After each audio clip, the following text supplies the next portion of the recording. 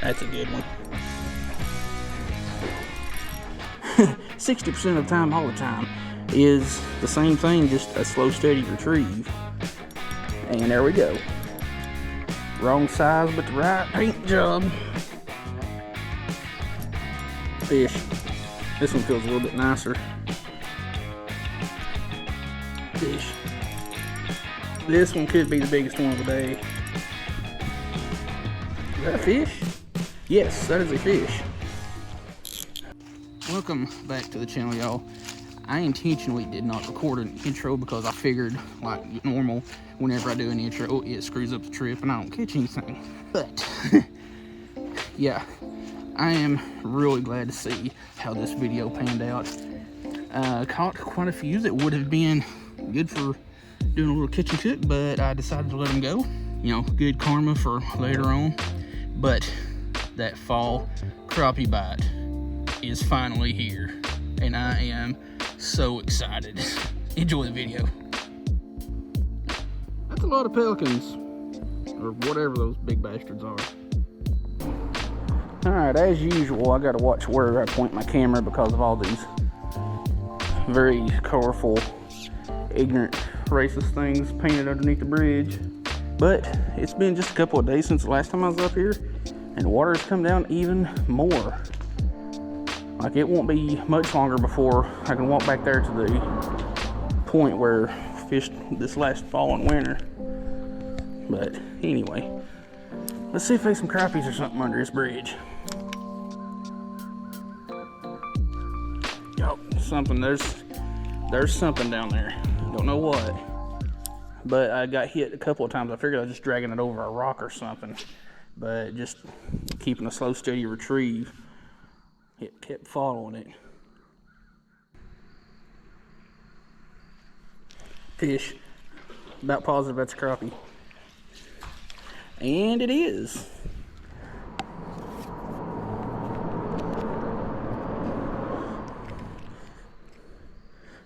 Not the size we're hoping for, but hey, it counts. I could tell right off the bat when a crappie hits because it almost feels like you're just dragging it over a stump or a rock or something. There's not a real strong, like, hard hit. And then you just feel that dead weight. So let's see if we can do that a couple more times. Now, early in the season when I start chasing after crappie or trying to find crappie, if I'm fishing under a bridge that looks like it's got a good bit of depth, I'm going to start off with a really, really light jig, like 1/80th, 1/64th. In this case, it's a 1/64th ounce trout magnet head with just the, I think it's the bison color, it's a golden black. And like usual with trout magnets, I'll cut one of the legs off to give it a little bit more action. But the reason I start off with the lighter baits in unknown depths is, you know, if it's, in this case, oh, one hit it as soon as it hit the water. But if it's in unknown depths, you know, you don't know if the fish are suspended at 3 foot, 5 foot, 7 foot, or whatever. And that slow fall rate, especially when the water is cold, could be the determining factor in whether or not you get a bite or catch anything at all. Oh, one right there hit it too. But if you're not getting any bites on that 1/64th and 1/80th, I personally won't go any higher than 1/32 after that, 1/24th, 1/32. That way I get a little bit faster fall rate. That way I can get down to them faster, especially if there's a lot of really small ones. You know, get down past the little ones and into the face of the bigger ones a little bit faster. And in a lot of cases, you know, that little bit bigger jig head can be the determining factor if you've got, you know, windy conditions. There's another fish. Windy conditions or a little bit of current. And you're not, chill. You're not a crappie, but we'll take you. Nice little bluegill. I knew right off the bat that wasn't a crappie just because of how it was fighting. Like, for me, or at least what I've noticed is crappie they feel more like dead weight. Anyway, the way I'm working this little trout magnet, and pretty much any small bait, whether it be trout magnets, mule jigs, crappie magnets, Bobby Garlands, whatever, is cast it out there, let it fall a couple of seconds. I usually with like 130 seconds or 1/64, let it fall for 2, 3, 4 seconds. Well, about 3 or 4, and just slow retrieval with just a little light twitch. More or less what that is hover strolling. A very, very, very popular technique in bass fishing, especially with the forward-facing sonar crowd.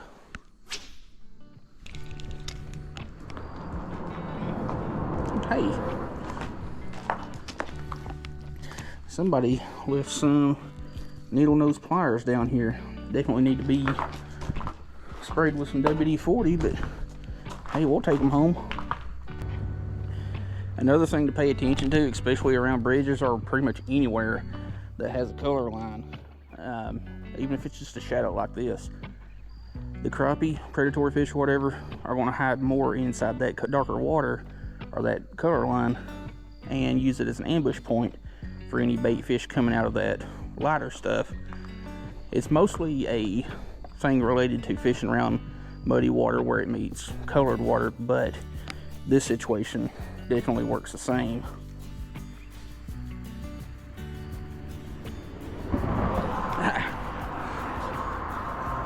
Are you hooked or are you gonna let go? No, you hooked. I watched this little bitty green sunfish come out and get it.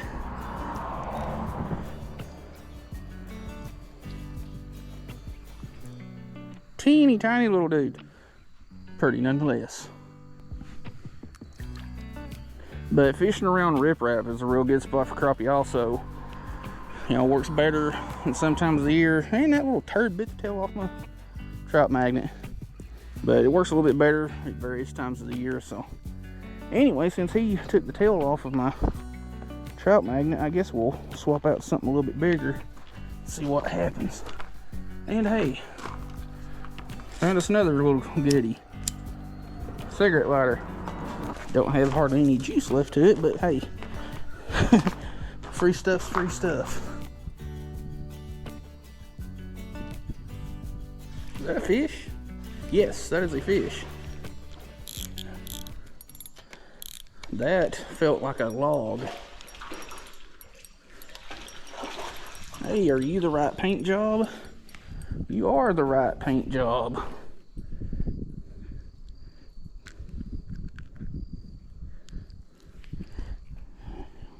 And what we got here? 1, 2, 3, 4, 5, 6. It's a white crappie. You can kind of see the vertical bars is a little bit more blotchy, but you do have some vertical bars there. And another way to tell a white crappie from a black crappie is on the dorsal spine. It'll have 4 to 6 obvious spines. So 1, 2, 3, 4, 5, and 6. Huh, that is good to know. Pretty white crappie. Let's get that in back. We're not after keepers today, just still kind of on that hunt. And I'm pretty sure somebody's already been fishing back here in the bend of this creek, because I see 1, 2, 3, 4 bobbers attached to a tree down there. Fish. Oh no, dang it.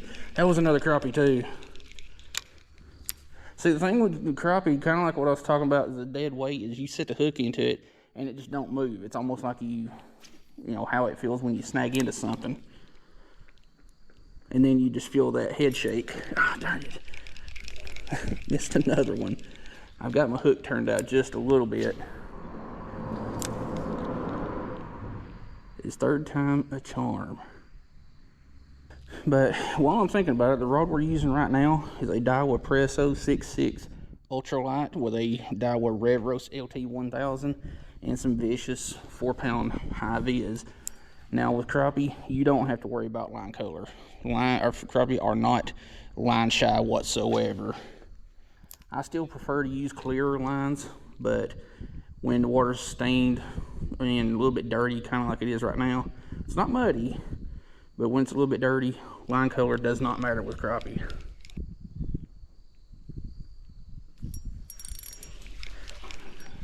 fish. It's the right paint job. I have to steal my buddy's line. Have to go check him out. I'll leave his channel here on the screen. But another little black crappie. Not a keeper size, but the right paint job. It's good to know that they're starting to get a little bit thicker in here. Like, that's the most crappie I've caught in one trip, like, so far. And we still got a while to go. Oh, darn it. Just let it drop for just like 2 or 3 seconds. One picked it up. You know what? I'm going to turn that hook out just a little bit more. And what I mean by that, hopefully y'all can kind of see there, the hook on a lot of jigs, the point is pointed directly at the eyelet or the line tie. What you can do, and it will increase your odds of snagging on stuff, but it will also increase your hookup ratio. Just bend that hook out just enough to where it's pointed above that line tie, and that single thing alone will increase your chances of a hookup. Fish. Feels pretty nice, not as big as I thought. Well, once again, right paint job.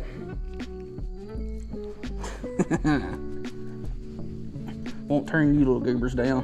One of these days I'm going to clean my phone, all the fish slime that's all over it.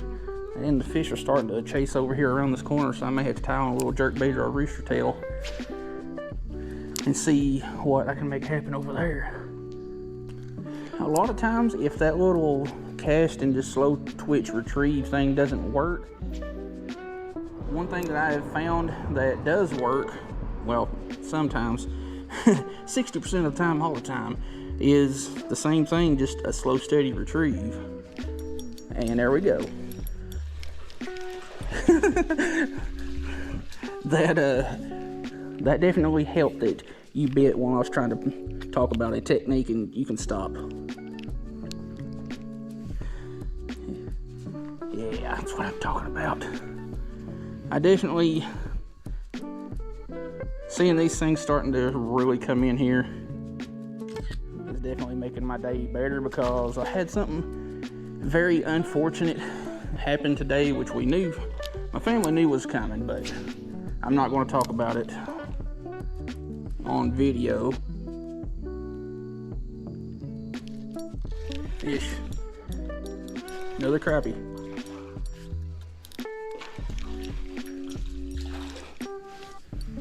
Wrong size, but the right paint job. Yeah, you're a little bit far down there. I can't exactly get you.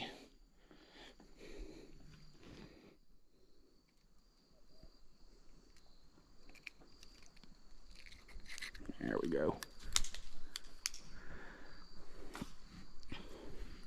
That was a little bit nicer. It's probably one of the bigger ones of the day for sure. But definitely glad to see these things in here. Pretty fish. And like I was saying with that white crappie earlier, the way you can tell the black crappie apart from them is the color pattern is much more blotchy, and the dorsal spines or dorsal fin has 7 to 8 spines on it, unlike the 4 to 6 that are on white crappie.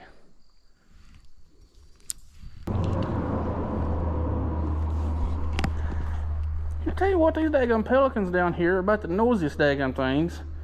They ain't squawking or nothing, but they're down there, I guess, bathing, flapping in the water, causing all kinds of commotion. But anyway, what we're using here is just a 1/32 ounce chartreuse ball head that I got off of Amazon, and a chartreuse Berkeley Gulp, little 1-inch flavor. And if you're not feeling your crappie bites, one thing you can do is definitely use higher vis line. Oh shoot,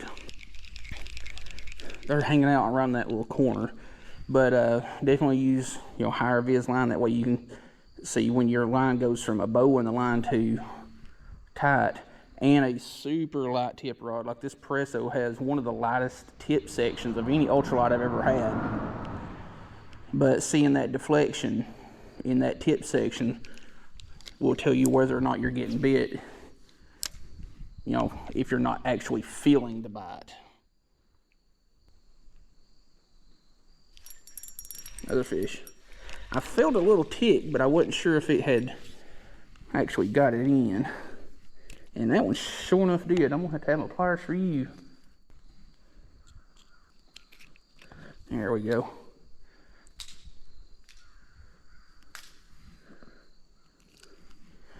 Pretty little fish. I'm gonna go ahead and say it. Actually, I did last year. Crappie are my new favorite fish to target. Like used to, pre-YouTube and, you know, early days of YouTube, I was all about catfishing. That's all I really thought about. And everybody knew me as Catfishing Chris then. And I started to branch out and try to make, you know, various types of content. Well, a species-specific name or channel name made it hard to do that, because, you know, people see that channel name and they're like, well, this guy's just going to make nothing but catfishing content. That's the kind of stuff I like. Well, I started doing more creek fishing, less catfishing type stuff. So I decided one day to just change the name, and it just fits. It makes it a whole heck of a lot easier as a content creator to make content, because you're not held down by your name to one particular type of or species of fish.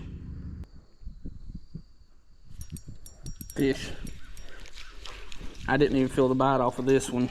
Of course, it being a micro crappie, not going to feel much of a bite anyway. But I just happened to be looking at my rod tip and just started to see a little bit of a deflection. You know, a lot of cheaper rods that you find at Walmart, you're not going to be able to do that. Now, in saying that, Walmart and, you know, discount stores definitely have rods that are super light tip that you will get some really good action out of. Like the, I want to say it's the Fluger Try-On combos, the Shakespeare Micro Series rods, and a couple others are super light tip rods that are very good rods for the money.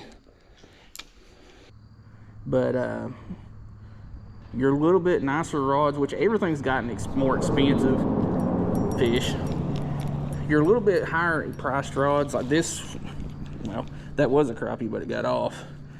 But this Presso runs about $60, $65, I guess. Night and day difference between like the Micro Series and the Fluger Try-On and all that. It's a overall lighter weight rod and reel combo, much more sensitive, looks better, which the look of a rod doesn't do anything for the bite. But it's just a more comfortable ergonomic rod, more sensitive and lighter weight. And if you've got joint issues or older, you know, you might want a rod that's a little bit more comfortable, a little bit lighter weight. That way your joints ain't getting fatigued that much easier by the end of the day. Fish.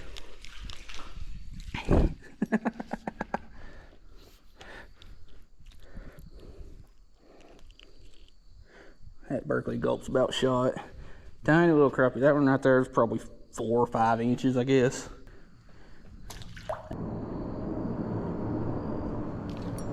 Fish.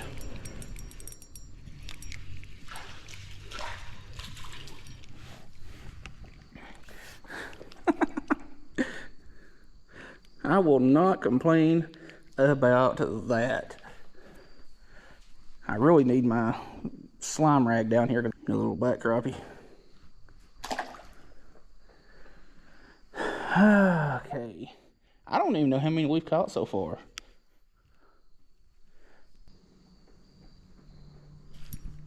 Fish. This one feels a little bit nicer. Well, at least in comparison to what we've already caught. Anyway, you can kind of see, you know, the bend of this rod. Yeah, this one's probably the biggest of the day so far. Chill. Ow, you're sharp. Yes, we know. Yeah, that one's the biggest one of the day so far. That's probably getting close to about 9 or 10 inches. have to be 10 inches to keep here in Tennessee. And I think down around Garnersville in Alabama, or at least that side, they can be 9 inches. But I've noticed the little cast straight or cast out, let it fall for a couple of seconds and just straight retrieve without twitching it, has done better than giving it that little twitch. Oh, darn it. I have probably missed twice as many fish as I've caught.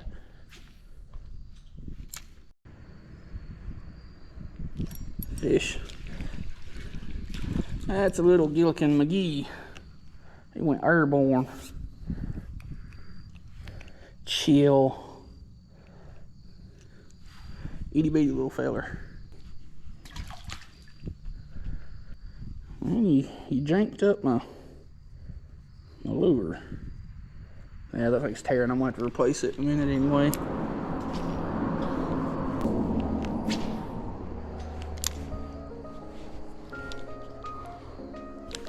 Oh, shoot. As soon as they hit the water, something grabbed it.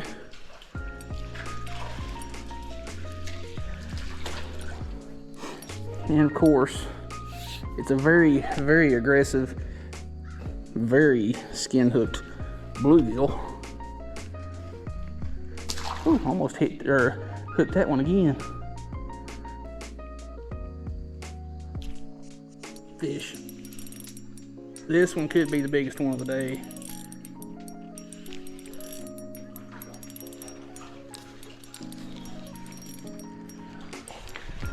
Could be. And I think it's a special one. I may be wrong. I haven't got a, well, it kind of sort of is. It's definitely the biggest of the day, and it's skin hooked, and it's also a magnum white crappie. That's every bit of 12-13 inch. That right there is what it's about. So let's get that one back, and we're going to give it a break for a few minutes because it's been about 15-20 minutes since the last one we caught, not including that one. So a lot of times, you know, when you're getting a good solid bite and it just dies off, give it a few minutes, don't fish it, sit down, have you something to eat, something to drink. Fish.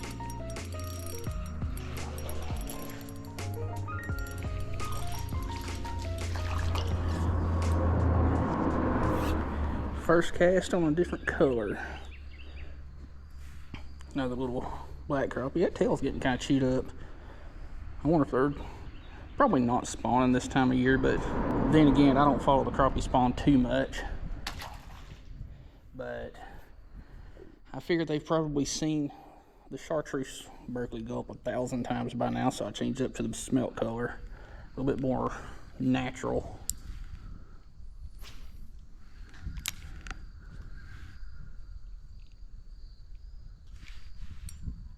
That's a good one.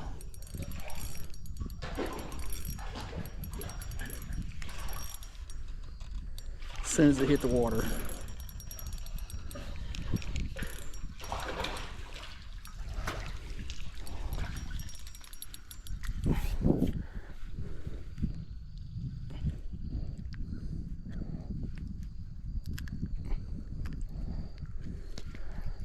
Oh, dude. That's like a 12-13 inch black crappie. Friggin' stud. That thing's got some shoulders on it. It's a nice one.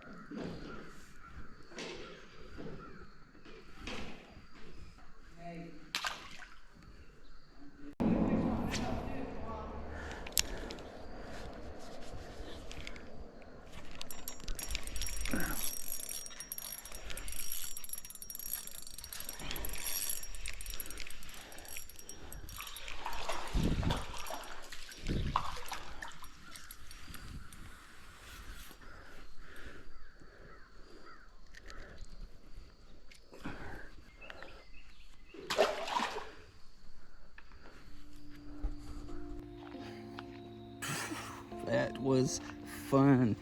I'm still jonesing for that fall crappie bite. We got it, but you know, we're early, so water's definitely been going down way more consistently than I thought it would have.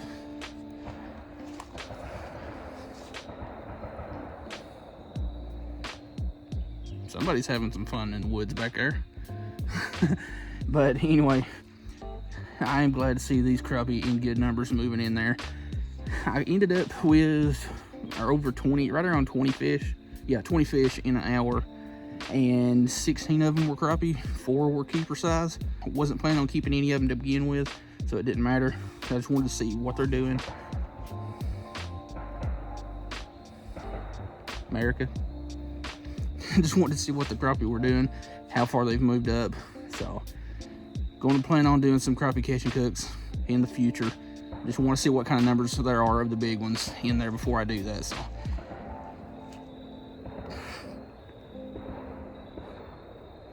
that's awesome. Anyway, hope you liked the video. We'll see you in the next one.